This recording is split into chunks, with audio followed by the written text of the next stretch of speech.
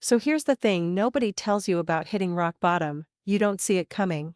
One minute you're living your regular life, going through the motions, and the next, you're sitting in your car at 2 in the morning, hands shaking, realizing you have nowhere to go. I've just gotten the call. The one that makes your stomach drop. My landlord sold the building. I had 30 days. 30 days to pack up 15 years of my life, find a new place, and somehow come up with first month, last month, and a security deposit. On a substitute teacher's salary. Yeah. Do the math on that one. So I did what any daughter would do. I called home. I called my sister. I called home. I called my sister. I called my brother. I texted the family group chat that usually blows up about whose turn it is to host Thanksgiving. And you know what I heard back? Silence. Not even the courtesy of a sorry can't help. Just nothing. That's when I knew something was different this time. But I didn't know how different until I saw my sister's Instagram story the next morning. I'm scrolling through my phone at 6 a.m. because I haven't slept, right? My eyes are burning, my coffee tastes like regret, and I'm trying to figure out if I can sell my kidney on the black market. That's when her story pops up. My sister, the one who didn't answer my 3 calls yesterday. She's at brunch. Not just any brunch, the fancy place downtown where they put gold flakes on your pancakes like you're some kind of royalty. And she's not alone. My brother's there. My mom's there. My aunt. The whole crew. Laughing, clinking mimosa glasses. Someone made a joke because they're all throwing their heads back like it's the funniest thing they've ever heard. The caption? Family is everything. I actually laughed. Out loud. Alone in my kitchen. Because the irony was so thick you could cut it with the fancy knife they were probably using on their avocado toast. I called my sister immediately. The phone rang twice. Then it went dead. Not to voicemail. Dead. That's when I realized she didn't just ignore me. She blocked me. You know that feeling when you think something's wrong with your phone so you call yourself from another number just to make sure it works? That's exactly what I did. Borrowed my neighbor's phone. Told her I was checking something. My sister's phone? Rang normally. But when I called from my number, straight to nothing. I felt this cold weight drop into my stomach. So I tested my brother. Same thing. Dead silence from my phone. Normal ring from my neighbor's. Then I did something I never thought I'd do. I called my mother. The woman who gave birth to me. The woman whose hand I held through her surgery last year. The woman I sent flowers to every single birthday without fail. I called her from my number. It didn't even ring. I'm standing there in my neighbor's doorway holding her phone like it's evidence in a crime scene, and I'm realizing the truth. My entire family, every single one of them, had blocked me. On purpose. Together. But why? What had I done to deserve this? Here's what you need to understand. I wasn't calling them because I wanted a handout. I was calling because I was desperate. There's a difference. 6 months before this, my mom asked me to loan her $3,000. Her car broke down, she needed it fixed to get to work, her credit was bad. I said yes. I didn't have $3,000 just sitting around, but I put it on my credit card. Paid it off slowly. She promised to pay me back. She never did. 4 months before this, my brother asked me to watch his kids every weekend for a month. His wife was traveling for work. I said yes. Rearranged my whole schedule. Canceled plans. Showed up every Friday night like clockwork. He never even said thank you. 2 months before this, my sister needed help moving. I spent an entire Saturday hauling boxes up 3 flights of stairs in 90-degree heat. Nobody else showed up. Just me. So when I called them asking for help, for the first time in my life, I thought they'd remember. I thought they'd remember. I thought I'd built up enough goodwill. I was wrong, and I was about to find out exactly how wrong. 3 days went by. 3 days of me sitting in my apartment surrounded by boxes I couldn't afford to move, applying to second jobs, looking at studio apartments I couldn't afford either. That's when my cousin Rachel called. Rachel wasn't at that brunch. She's the black sheep too. We've always been close because we both know what it's like to not quite fit into the family mold. I need to tell you something, she said. Her voice sounded weird, nervous. They had a meeting. I laughed. What do you mean, a meeting? About you. Last Sunday. About you. Last Sunday. At Mom's house. They all sat around and talked about how you always need something. How you're always the victim. How you're draining and exhausting and they're done enabling you. I'm not kidding you, my vision literally blurred. I couldn't breathe right. Enabling me? I whispered. I asked them for help one time. I know, Rachel said. But your sister said you were making them feel guilty, and your mom said she was tired of worrying about you. So they all agreed to block you, together. They made a pact to cut me off, like I was some kind of problem they needed to solve. Let me take you back 3 months. Before all of this exploded. I was having a regular Thursday afternoon. I just finished a long day of teaching and I stopped at my usual coffee shop, the one with the good Wi-Fi and the barista who knows I like extra foam. I ordered my latte, grabbed a table by the window, and pulled out my laptop to work on lesson plans. That's when I noticed him. Tall guy, military haircut, army uniform. He was standing at the counter looking confused at the menu like he'd never seen a coffee shop before. The barista was getting impatient, you could tell. That annoyed face service workers get when someone's taking too long. He kept saying just regular coffee, just black coffee. And she kept asking him what size, what roast, did he want room for cream? He looked so out of place, so uncomfortable. I don't know why I did it. I'm not usually the person who talks to strangers. But I called over, the medium pike place is good, just plain black coffee.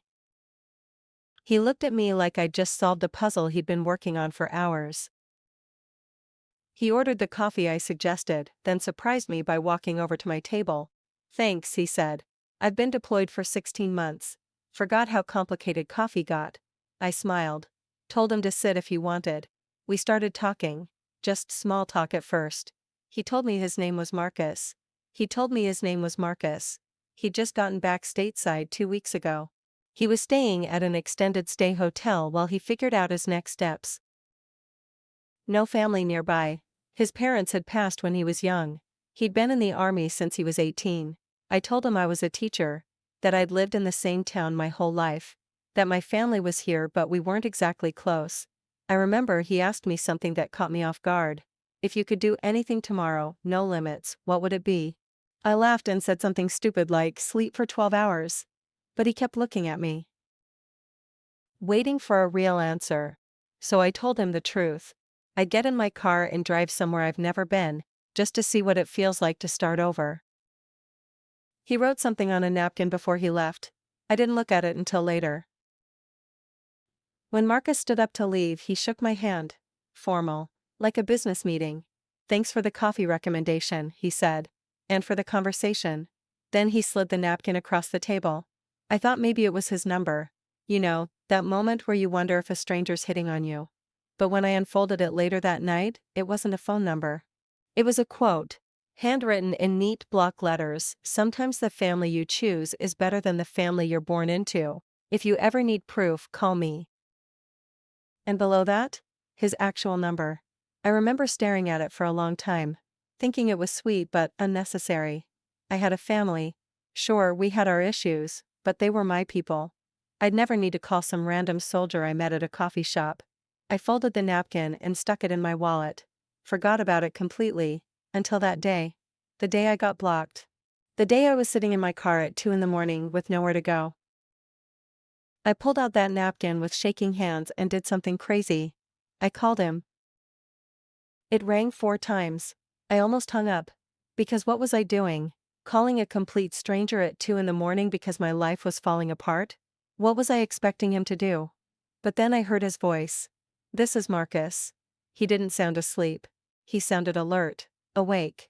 Hi, I said. My voice cracked. We met at the coffee shop 3 months ago. You gave me your number on a napkin? I'm so sorry for calling this late. I shouldn't have. Are you safe? He interrupted. The question caught me off guard. What? Are you in danger right now? Are you safe? Yes, I'm safe. And then I did something I hate doing. I started crying. Not pretty crying. I started crying. Not pretty crying. Ugly, snotty, can't catch your breath crying. I tried to explain through the sobs. The eviction notice. My family. The blocking. The brunch. The meeting where they all decided I was too much trouble. He listened to the whole thing, didn't interrupt once. When I finally stopped talking, there was silence. Then he said 6 words that changed everything. I'll be there in 20 minutes.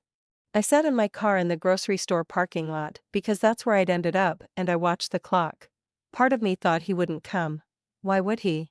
I was a stranger who had a nice conversation with him once. People say things they don't mean all the time. Call me if you need anything is just something people say. Like, let's get coffee sometime, or we should catch up soon. Nobody actually means it. But another part of me, the desperate broken part, was hoping, praying, begging the universe to let this one thing work out. I saw headlights pull into the parking lot. A truck. Dark blue. It parked 3 spaces away from me, and Marcus got out. Same military haircut. Same serious face. But he was wearing sweatpants and a t-shirt. Like he just rolled out of bed. He walked up to my window and knocked gently. I rolled it down. "Follow me," he said.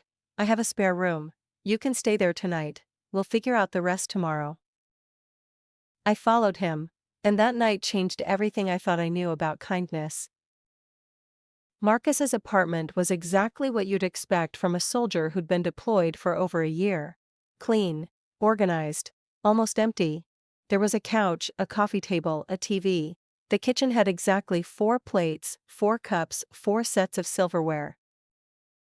Everything matched. Everything had its place. He showed me to the spare room. It had a bed, a dresser, a lamp. That's it. "I wasn't expecting roommates," he said. "But it's yours for as long as you need it." I tried to thank him. The words came out all jumbled. He waved me off. "Get some sleep. We'll talk in the morning." I crawled into that bed at 3 in the morning and cried. But this time, it wasn't sad crying, it was relief. For the first time in days, I felt safe. The next morning I woke up to the smell of coffee. Real coffee. Not the fancy stuff from the coffee shop. Just plain black coffee in a plain white mug sitting on the dresser. There was a note next to it. "Went for a run. Back at 8. Help yourself to anything." That's when I realized I'd never asked him why he did this. Why he actually showed up. Marcus came back at 8 on the dot. I was sitting at his kitchen table, nursing that coffee, feeling awkward and grateful and confused all at once. He grabbed a glass of water and sat across from me. "So," he said, "let's make a plan." "Marcus, I can't thank you enough, but I can't stay here. I need to figure out my own." "Stop," he interrupted. "Not mean, just firm. Here's what's going to happen. You're going to stay here for the next month. You're not going to pay rent. You're going to use that time to save money and find a place you actually like. Not the first crappy studio you find out of desperation." I started to argue. He held up his hand. "I've lived in worse places than this. I've slept on cots in the desert. I've shared tents with 20 guys. Having a quiet roommate who drinks coffee and minds her business? That's a vacation." I laughed. I couldn't help it. "Why are you doing this?" I asked. He looked at me for a long moment. Then he told me something that made me understand everything. Because someone did it for me once, and I never got to pay them back. Marcus told me about his first year in the army. He was 19, fresh out of basic training, got stationed overseas immediately. 6 months into his deployment, he got a letter. His apartment back home had been broken into, completely trashed. Everything he owned was either stolen or destroyed. He had nothing to come back to. His command gave him emergency leave. He flew back to the States with 2 duffel bags and nowhere to live. No family to call, no backup plan. He ended up at a veterans center explaining his situation to a woman at the front desk. She was in her 60s, kind face. She listened to his whole story, then made a phone call. 20 minutes later, a man showed up. Another veteran, older. He told Marcus he had a garage that he'd converted into a studio apartment. It was Marcus's for 6 months, rent-free, until he could get back on his feet. "I tried to pay him back later," Marcus said. "When I had money saved." He refused, said the only payment he wanted was for me to do the same thing for someone else someday. "You're that someone else," he told me. And I felt something break open in my chest. I know what you're thinking. Strange man, woman alone, living together. But it wasn't like that. Not even a little bit. Marcus left for work at 6 every morning. He worked at a logistics company, coordinating shipments. Military precision applied to civilian life. He'd leave that coffee on my dresser every morning. Never asked me for anything. Never made me feel like I owed him. I got a second job waitressing at night. Started saving every penny. Marcus and I barely saw each other most days. But on weekends, we'd sit at that kitchen table and talk. Really talk. About life. About choices. About the difference between the family you're born into and the family you build. He told me about the guys in his unit. How they'd die for each other. How they became brothers even though they had nothing in common before the army. I told him about teaching. About the kids I saw every day who came from broken homes but still showed up trying their best. We never talked about my family, not directly, but the absence of them hung in the air like smoke. Until one Saturday morning when my sister showed up at the door. I was making breakfast when the doorbell rang. Marcus was at the gym. I wasn't expecting anyone. I opened the door and there she was. My sister. Looking perfect as always. Hair done, makeup done. Designer purse on her shoulder. Rachel told me where you were, she said. No hello. No how are you? Just an accusation in her voice. Can I come in? I didn't want to let her in. But I did. She stood in Marcus's tiny living room looking around like she was judging every piece of furniture. This is where you've been living? She asked. With some random man? His name is Marcus, I said. And yes. He gave me a place to stay when my own family blocked my number. She flinched. Actually flinched. We didn't block you to be mean, she said. We did it because you were exhausting us. Every conversation was about your problems, your struggles. It was too much. I felt my hands start shaking. I called you once, I said quietly. After years of showing up for everyone else, I called you once. And that was one time too many, she said. I watched her say it, and something inside me broke. For good this time. My sister sat on Marcus's couch without being invited.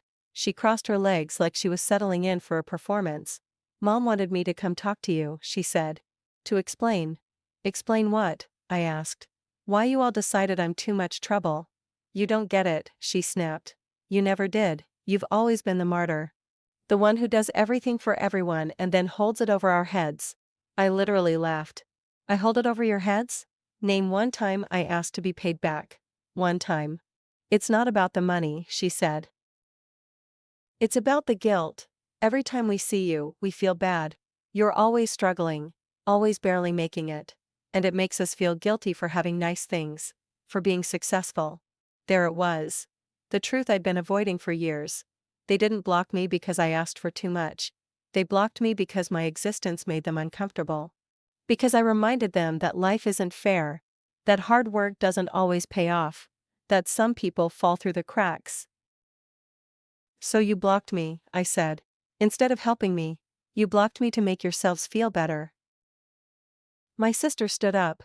She looked angry now. Defensive. We have our own lives, she said. Our own families. Our own problems. We can't be responsible for you forever. Forever? I repeated. I asked for help once in my adult life. Once. After spending years being everyone's backup plan. Everyone's emergency contact. Everyone's free labor. That was your choice, she shot back. Nobody forced you to do any of that. And there it was. The final nail in the coffin. Every time I'd showed up for them, every favor, every loan, every weekend watching kids or helping with moves or being there at 3 a.m. when they needed someone, that was my choice. But the one time I needed them? Get out, I said. My voice was calm. Too calm. What? Get out of this apartment. Go back to your mimosas and your gold flake pancakes and your family, that's everything. And don't come back. She stared at me. You're really going to throw away your family over this? No, I told her. You already threw me away. I'm just accepting it now. I closed the door behind my sister and stood there for a long time, just breathing, trying to process what had just happened. Part of me expected to feel sad, to feel loss, to feel that ache you're supposed to feel when family cuts you off. But I didn't feel any of that. I felt light, like I'd been carrying a backpack full of rocks for years and someone finally told me I could put it down. Marcus came home an hour later, took one look at my face and knew something happened. Family? He asked. I nodded. He didn't ask for details, just went to the kitchen and came back with 2 mugs of tea. We sat on his couch, the couch my sister had judged, and I told him everything. About what she said. about the guilt they felt, about how my existence was uncomfortable for them. When I finished, Marcus was quiet for a long time. Then he said something I'll never forget. Good families don't block you when you're drowning. They jump in the water. That night I made a decision. I was going to build my own family, and Marcus was the first member. Living with Marcus gave me something I didn't have before: stability. For the first time in years, I wasn't panicking about rent, wasn't choosing between groceries and gas, wasn't playing credit card roulette hoping something would go through. I made a spreadsheet. Marcus taught me how. He's big on spreadsheets. Tracking every penny. I wrote down my teaching salary, my waitressing tips, my monthly expenses. I cut everything that wasn't essential. No streaming services. No eating out. No treating myself, because I'd had a hard day. Every extra dollar went into savings. Marcus would check in once a week. Not to be nosy. Just to keep me accountable. "How's the plan going?" he'd ask. And I'd show him the numbers creeping up in my savings account. Some weeks I only saved $20. Some weeks I saved $200. But it was adding up. For the first time in my adult life, I was getting ahead instead of falling behind. And you know what the craziest part was? My family had no idea. They blocked me, remember? They didn't know I was thriving. They were about to find out though, in the most unexpected way possible. 2 months into living with Marcus, I posted something on Facebook. Nothing dramatic, just a simple post. A photo of Marcus and me at his kitchen table, both holding coffee mugs, both smiling.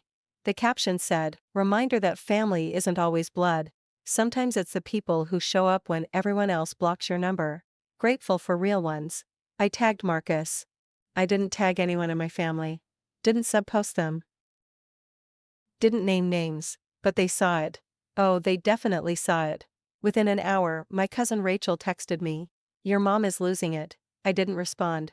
10 minutes later, she's calling everyone asking who this man is and why you're living with him. Still didn't respond. Then the messages started coming from phone numbers I didn't recognize. My sister must have gotten a new number. My brother too. "Who is this man? Are you serious right now? You're embarrassing the family." I read every message. And I deleted every single one without responding. Because here's what I learned: the second you stop being available to people who made you feel small, they panic. And my mother? She did something I never saw coming. 3 days after my Facebook post, my mother showed up at my school. During my lunch break. She was waiting in the parking lot by my car. I saw her through the window and my stomach dropped. I hadn't seen her in 3 months. She looked older. Tired. When I walked up to my car, she was crying. Actually crying. "I need to talk to you," she said. I didn't want to do this in the school parking lot. But I also didn't want to go anywhere private with her. "You have 5 minutes, I told her. She wiped her eyes. "Who is this man you're living with? Are you safe? Are you being taken advantage of?" I almost laughed. "You blocked my number 3 months ago," I said.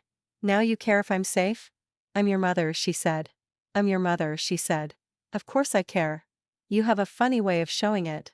She reached for my hand. I pulled back. "I made a mistake," she said.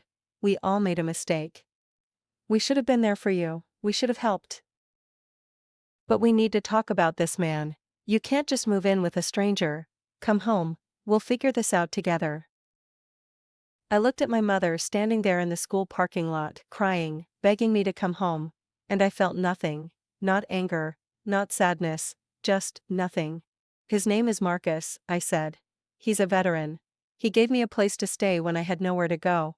He's been kinder to me in 3 months than you've been in 3 years. That's not fair," she said. "I gave birth to you. I raised you. You blocked me," I interrupted. "You said in a meeting with your other children and decided I was too much trouble. Don't stand here and play the mother card now." She wiped her face. Tried to compose herself. "I want you to come to Sunday dinner," she said. "The whole family will be there. We can talk about this like adults." "Like adults," I repeated. "Adults don't block their daughter's number when she asks for help." "Please," my mother said. "Give us a chance to make this right." I looked at her for a long moment, and I realized something. She didn't want to make anything right. She wanted control back. She wanted me to come crawling back so she could feel like the good mother again. I'll think about it, I lied. And I walked away. Because I was done thinking about them. That night I told Marcus about my mother showing up. About the invitation to Sunday dinner. About her tears and her guilt and her sudden concern for my safety. Marcus listened while making his usual after-work protein shake. When I finished talking, he looked at me. "What do you want to do?" he asked. "I don't know," I admitted. "Part of me wants to go. To prove I'm fine. To show them they didn't break me." "And the other part?" "The other part knows it's a trap. That they'll spend the whole dinner making me feel bad for posting that photo. For living with you. For not falling apart without them." Marcus nodded slowly. "Can I tell you something?" "Always. When I was deployed, I had this guy in my unit. His family back home was toxic. Every phone call ended with him upset. Every phone call ended with him upset. Every letter made him angry. One day, our commanding officer pulled him aside and said something that stuck with me. He paused, took a drink of his shake. He said, "Some people don't deserve access to you. Even if they're family. Especially if they're family." Those words hit me like a truck, and I knew what I had to do. I decided to go to Sunday dinner. But not for the reason my mother thought. I wasn't going to reconcile. Wasn't going to pretend everything was fine. I was going to set boundaries. Real boundaries. For the first time in my life. Marcus offered to come with me. I said no. This was something I needed to do alone. But he waited in the car outside my mother's house. Just in case. I walked in at exactly noon. The whole family was there. My mother. My sister. My brother. My aunt. Even some cousins. They were all standing around the kitchen island with drinks in their hands. When I walked in, the conversation stopped. Everyone stared. "You came," my mother said. She sounded relieved. "I came," I agreed. "But not for the reason you think." My sister rolled her eyes. "Here we go. The victim speech." "No," I said calmly. "Not a victim speech. A goodbye speech." The room went completely silent. My mother's face went pale. "What do you mean, goodbye?" I took a breath. And I said everything I'd been holding in for years. I stood in my mother's kitchen with everyone staring at me, and I started talking. For my entire life, I've been the one who shows up. When Mom needed money for her car, I showed up. When you needed a babysitter, I showed up. When you needed help moving, I showed up. I showed up when it was convenient for everyone else. I rearranged my life to fit into yours. My sister tried to interrupt. I held up my hand. "I'm not finished. When I called 3 months ago, desperate, facing homelessness, I wasn't asking for a handout. I was asking for the same energy I'd given all of you for years. And you know what I got? Blocked. Not ignored. Actively blocked." My mother started crying again. "We made a mistake. We're trying to fix it." "No," I said. "You're trying to make yourselves feel better. There's a difference." I looked around the room. At all these people I'd spent my life trying to please. Trying to be enough for. "I don't fit in this family," I said. "I never have. And I'm done trying to." My brother stood up. He looked angry. "So you're just going to throw us away? Over one mistake?" I looked at my brother, the same brother who never thanked me for watching his kids, and I smiled. Not a happy smile. A tired smile. "One mistake?" I repeated. "This wasn't one mistake. This was years of me being the safety net for everyone else while nobody cared if I had a net of my own." "That's not true," my mother said. "We care about you. You care about the version of me that's useful," I corrected. "The version that says yes. That doesn't complain. That doesn't have needs or boundaries or expectations. That's the daughter you want. But she doesn't exist anymore." My sister scoffed. "So what, you're going to go live with your soldier boyfriend and pretend we don't exist?" "He's not my boyfriend," I said. "He's not my boyfriend," I said. "He's my friend. My family. The person who showed up when you wouldn't. And yes, I'm gonna choose people who actually show up. Every single time." The kitchen was so quiet you could hear the clock ticking on the wall. My aunt finally spoke up. "You're being dramatic," she said. "Families fight. Families make mistakes. You don't just walk away." "You're right," I said. "Families do fight.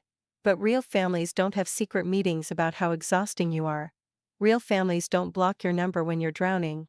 Real families jump in the water." I grabbed my purse. I was done. "I'm not walking away to hurt you," I said. I'm walking away to save myself. There's a difference. My mother reached for me. Please, don't do this. We can fix this. You can't fix something you don't think is broken, I told her. You can't fix something you don't think is broken, I told her. You didn't block me because that's how you really feel. And I'm finally listening. I turned toward the door. My sister called after me. When you realize you were wrong, don't come crawling back. I stopped, turned around one last time. I won't need to, I said, because I finally found people who actually want me around. I walked out of that house and got into Marcus's truck, and I never looked back. Marcus didn't ask questions when I got in the truck.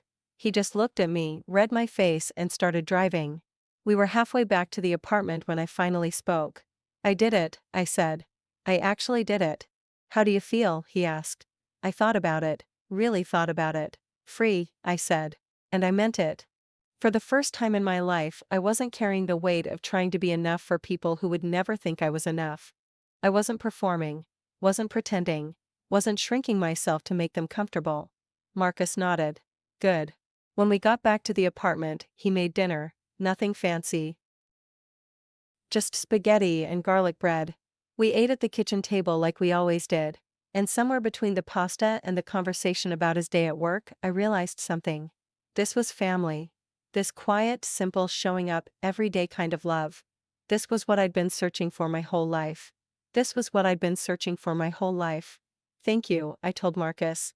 For everything. For showing up. For letting me stay. For. He interrupted me. Stop thanking me. You would have done the same thing. And the scary part? He was right.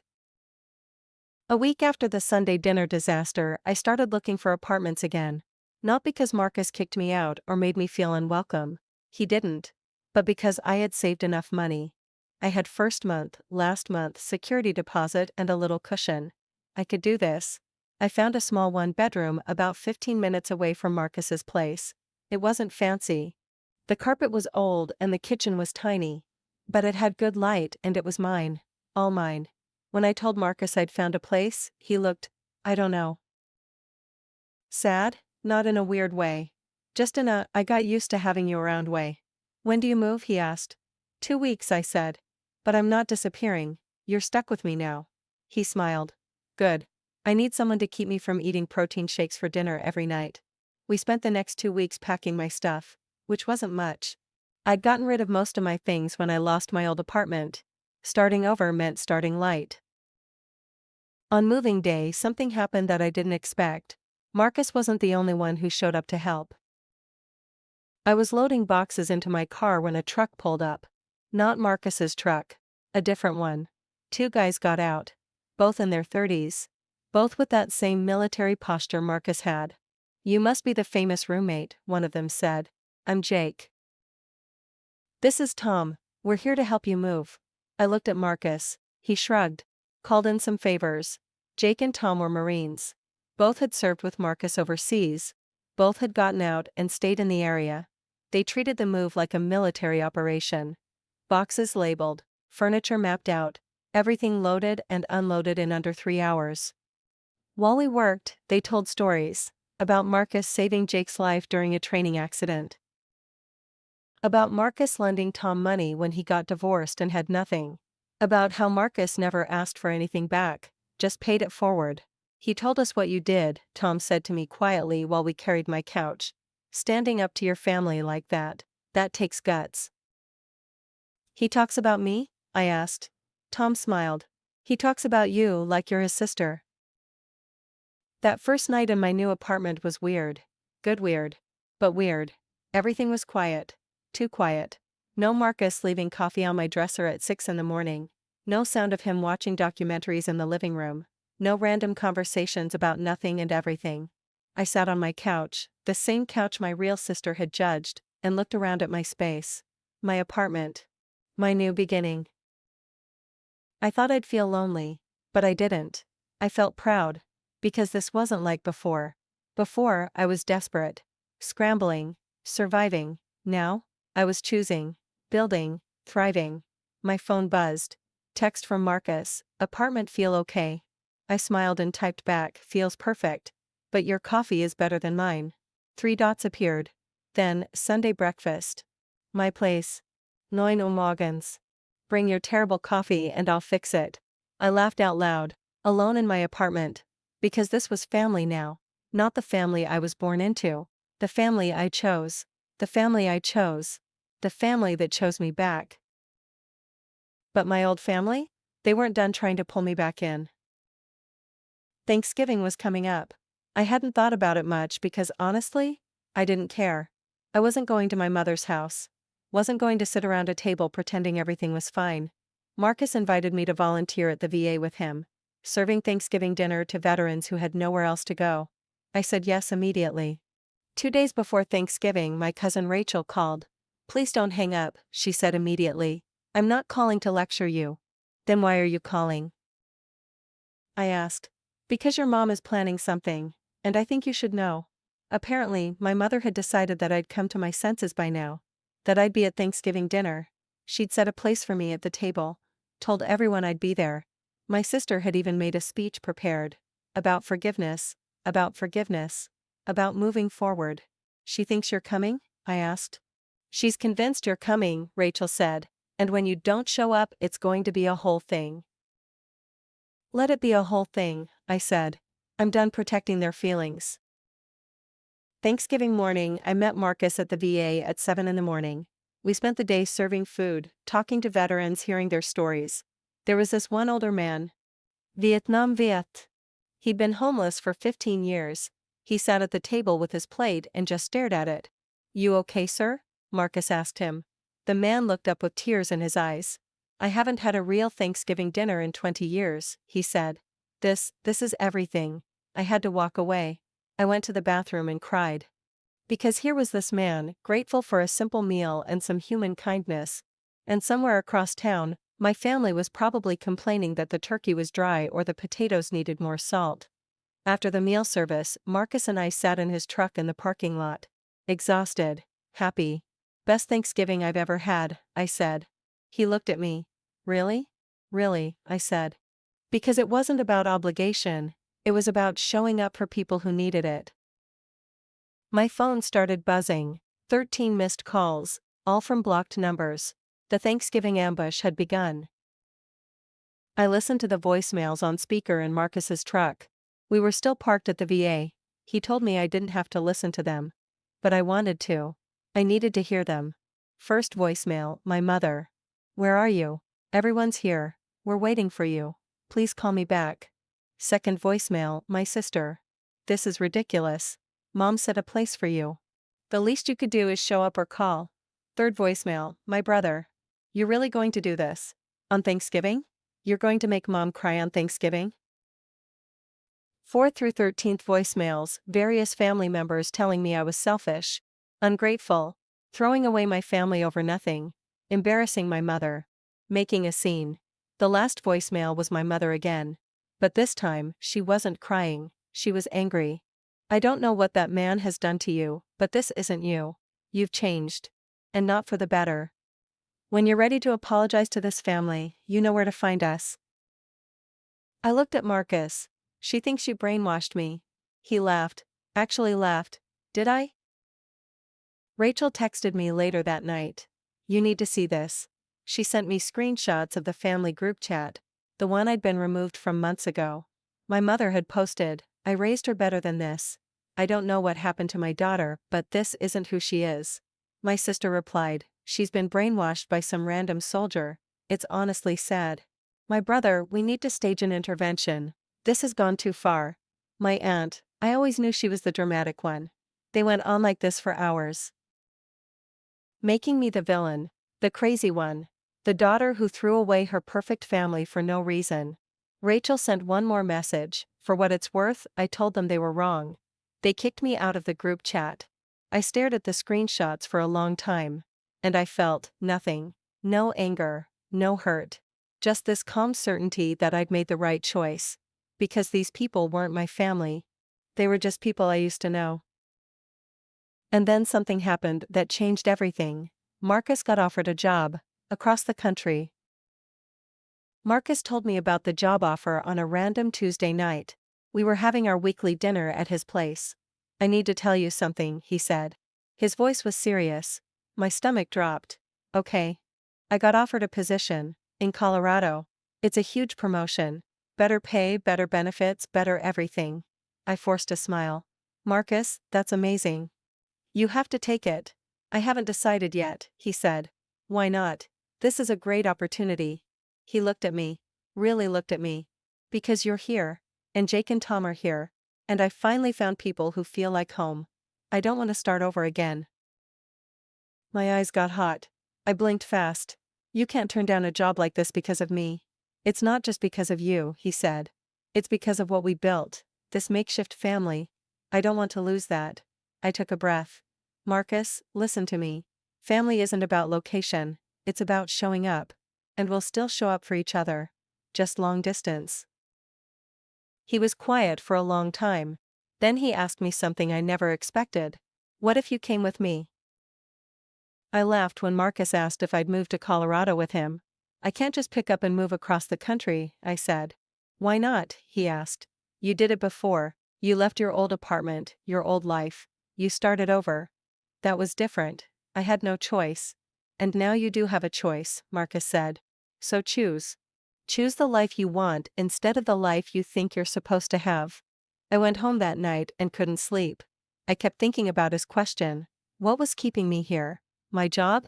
I was a substitute teacher. I could do that anywhere. My apartment? It was fine, but it wasn't permanent. My family? I didn't have one here anymore. Not really. The only people I cared about were Marcus, Jake, and Tom. And if Marcus left, that circle got even smaller. I made a list. Pros and cons, reasons to stay. Reasons to go. The list of reasons to stay was short. Familiar city. Established routines. Comfort. The list of reasons to go. New start. Adventure. Following the family I chose. By morning I'd made my decision, and it terrified me. I called Marcus at 6 in the morning. I'm coming with you, I said. To Colorado. I'm coming. There was silence. Then, are you serious? Dead serious. You were right. What's keeping me here? I can teach anywhere. I can teach anywhere. I can find an apartment anywhere. But I can't find another Marcus anywhere. He laughed. It sounded like relief. We're really doing this? We're really doing this. The next month was chaos. I gave notice at my school. Broke my lease early. Started packing up my life again. This time felt different though. Before I was running away from something. Now, I was running toward something. Jake and Tom threw us a going away party. Just the four of us. Pizza and beer in Marcus's empty apartment. You two are insane, Tom said. Moving across the country together. People are going to think you're married. Let them think whatever they want, Marcus said. He looked at me. We know what this is. Family, I said. Exactly, he agreed. Family. But before we could leave, my mother showed up. One last time. My mother appeared at my apartment 2 days before the move. I don't know how she found out I was leaving. Probably Rachel. She knocked on my door at 8 at night. I almost didn't answer. But I did. You're leaving, she said. Not a question, a statement. Yes. You're moving across the country with a man you barely know. Leaving your entire life behind. Because of what? Because we made one mistake? I looked at my mother standing in my doorway. The woman who gave birth to me. The woman who blocked my number. The woman who chose comfort over showing up. It wasn't one mistake, I said quietly. It was a pattern. A lifetime of patterns. And I'm not leaving because of you. I'm leaving because of me. Because I finally figured out that I deserve people who choose me back. She started crying. Again. I'm your mother. I'll always choose you. You say that now, I said. But when it mattered, you didn't. And I can't keep waiting for you to become the mother I needed you to be. We left for Colorado on a Saturday morning. Marcus driving his truck. Me following in my car. Jake and Tom drove with us for the first hour, then turned back. The road stretched out ahead of us, wide open, full of possibility. Somewhere in Kansas my phone rang. Blocked number. I declined the call. Marcus called me on his cell. We'd been chatting on and off through the drive. Family? He asked. Yeah, I said. Good, he said. Because out here? You get to decide what that word means. We got to Colorado 3 days later. found an apartment complex that had 2 units available, right next to each other. We took them both, because that's what family does. They show up, they stay close, they choose each other, every single day. 6 months later, I'm teaching at a school I love. Marcus has his dream job. We have Sunday dinners every week. Jake and Tom visited twice. We're planning to visit them next month. My mother calls sometimes. From different numbers. I never answer. Because I'm not angry anymore. I'm just done. Some people spend their whole lives trying to fix the family they were born into. I decided to build the family I always wanted instead. And that soldier I met once at a coffee shop? He didn't just give me a place to stay. He gave me proof that love isn't about blood, it's about showing up and choosing each other, again and again and again. If your family makes you feel small, you're allowed to find a bigger table. You're allowed to choose people who choose you back. Blood doesn't make you family. Love does. Loyalty does. Showing up does. And if you're the person who always shows up for everyone else, find the people who will show up for you. They're out there. I promise. Sometimes they're wearing an army uniform in a coffee shop, completely confused by the menu. Keep your heart open, keep your standards high, and never ever settle for people who make you feel like you're too much. You're not too much. You're just enough. For the right people. Hit that subscribe button if this story resonated with you. Share it with someone who needs to hear it. And remember, you get to write your own ending. Make it a good one. So that's my story.